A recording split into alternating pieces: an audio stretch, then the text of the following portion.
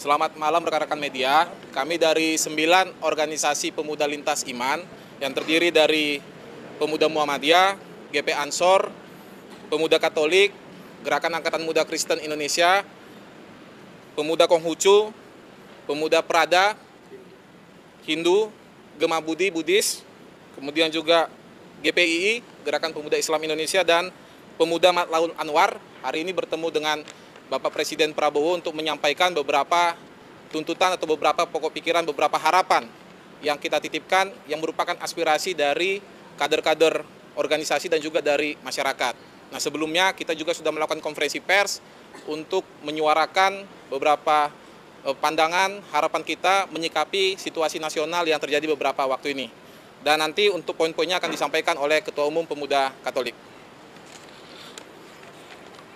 Baik, sebelum saya membacakan, di luar dugaan kami, beberapa harapan kami yang sebelum sempat kami sampaikan ke Pak Presiden ternyata sudah direspon baik dan sangat lugas dengan Bapak Presiden. Kami tentu menyampaikan apresiasi dan terima kasih atas pandangan, gagasan, dan tentu ternyata Bapak Presiden menyerap segala macam dinamika dan aspirasi dari masyarakat beberapa hari ini. Kami beri nama 8 harapan dari organisasi Pemuda Lintas Iman, Asta Abipraya. Yang pertama, kami memberikan apresiasi kepada Bapak Presiden dan pemerintah atas respon dan gerak cepat dalam menanggapi beberapa aspirasi dan tuntutan masyarakat. Yang kedua, kami juga meminta kepada Bapak Presiden untuk mengevaluasi gaya komunikasi para pejabat, kementerian dan lembaga, pimpinan partai politik, para politisi agar lebih sensitif dan berempati dalam ucapan dan tindakan, serta lebih mengedepankan ruang dialog bersama masyarakat untuk belanja persoalan dan mendengar aspirasi masyarakat. Poin kedua tadi juga langsung dijawab dengan lugas oleh Bapak Presiden dan beliau memang langsung mengkonsolidasikan. Tadi hadir juga Ibu Ketua DPR dan Ketua MPR. Yang ketiga, kami juga meminta kepada Bapak Presiden untuk menugaskan aparat keamanan baik Polri, TNI, dan BIN untuk dapat bekerja sama dalam menjaga keamanan dan ketertiban dengan terukur, tidak represif pada masyarakat yang sedang menyampaikan aspirasi damainya, serta menindak tegas para pelaku aksi anarkis yang memicu huru-hara serta melakukan perusakan, pembakaran, dan penjarahan.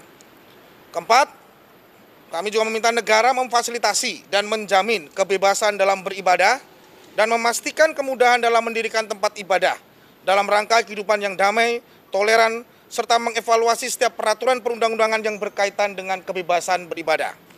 Yang kelima, secara rutin dan aktif, pemerintah membangun ruang komunikasi dan dialog bersama para tokoh masyarakat, tokoh pemuda, tokoh agama, dan tokoh adat, baik di tingkat nasional ataupun daerah, untuk menyatukan visi dan konsolidasi gagasan program-program strategis pemerintah agar semakin cepat, meluas, dan berdampak. Poin 5 tadi juga langsung mendapat respon yang luar biasa, bahkan pertemuan silaturahmi semacam ini, baik dalam situasi nasional yang sedang baik-baik saja atau mungkin sedang tidak baik, dijadwalkan rutin oleh Bapak Presiden untuk bertemu dengan para tokoh agama dan para tokoh pemuda dalam ormas keagamaan, lalu kemudian pimpinan buruh dan partai politik.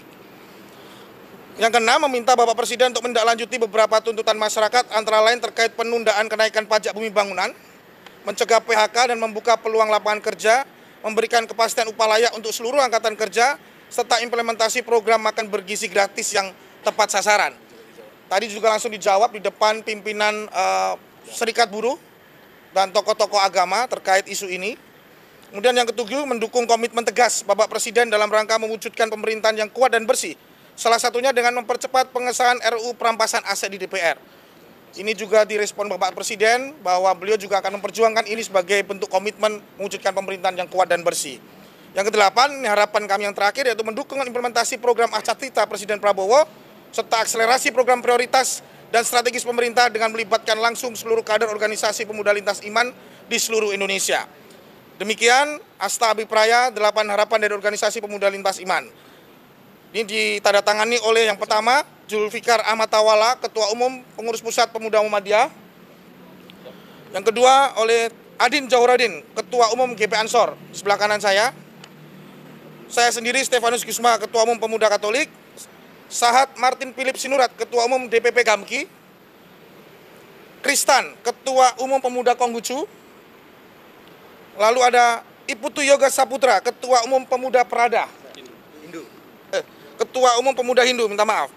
Wiryawan, Wakil Ketua Umum Pemuda Gemah-Budi, dan hadir langsung Pak Bambang Patijaya sebagai Ketua Umumnya, Ketua Umum Pemuda Gemah-Budi. Kemudian ada Bung Masri Ikoni, Ketua Umum GPII. Dan yang terakhir, Ahmad Nawawi, Ketua Umum Pemuda Matalul Anwar. Terakhir, untuk menutup press conference dari Ketua Umum GP Ansor akan menyampaikan sesuatu.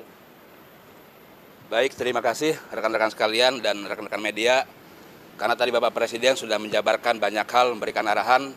Oleh karena itu, semenjak malam ini, kami sebagai pimpinan organisasi kepemudaan lintas agama menginstruksikan kepada seluruh kader-kader kami di seluruh Indonesia dan tentu melibatkan bersama-sama dengan masyarakat untuk jangan ragu-ragu menjaga kampungnya masing-masing, menjaga fasilitas pemerintah, menjaga aset ekonomi, jangan sampai dirusak oleh siapapun.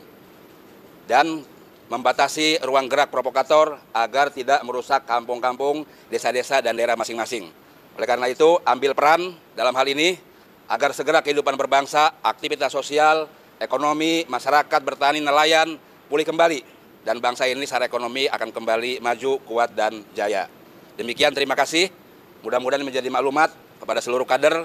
Jangan ragu-ragu. Selama aspirasi itu benar, maka kita kawal. Tapi kalau sudah merusak semua fasilitas, ini tentu akan merugikan kita semuanya. Maka ambil peran maksimal dan jaga Indonesia. Demikian, terima kasih. Assalamualaikum warahmatullahi wabarakatuh.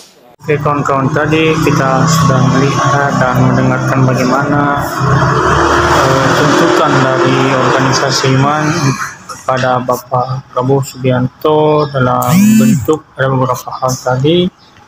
Dan tentunya kawan-kawan sudah melihat dan mendengarkan apa saja 8 tuntutan mereka tersebut untuk Bapak Presiden Prabowo Subianto.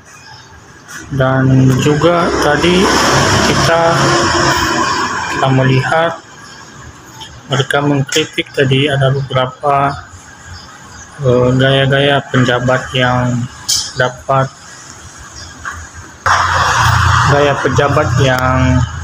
setinggi langit tetapi masyarakatnya sengsara di bawah. Dan sehingga tadi dari beberapa tuntutan mereka itu dapat beberapa tadi juga yang menyinggung para pejabat-pejabat ini karena kan tidak sesuai dengan keadaan ekonomi Indonesia yang ada sekarang. Dan tentunya kita sudah tahu bagaimana beberapa hari ini ulah dari pejabat ini, ya masyarakat marah dan membakar gedung DPR dan melakukan tindakan sehingga ada korban dan yang juga masuk rumah sakit yang sampai sekarang masih belum sembuh. Dan tentunya kita berharap dari pemerintah dapat belajar dari hal yang telah terjadi hari ini. Semoga tidak terjadi untuk kedepannya untuk Indonesia kita ini. Semoga baik-baik saja dan kita berharap agar tindakan ini tidak terjadi lagi. Dan tentunya dari tindakan yang telah terjadi ini kawan-kawan, pasti negara rugi, ada beberapa kerugian negara di dalamnya, bukan keuntungan kawan-kawan. Dan akan tetapi ya bagaimana lagi masyarakat menyuarakan suara hati mereka untuk bangsa dan negara ini. Dan bagaimana menurut kawan-kawan, berikan pendapatnya di bawah kolom komentar.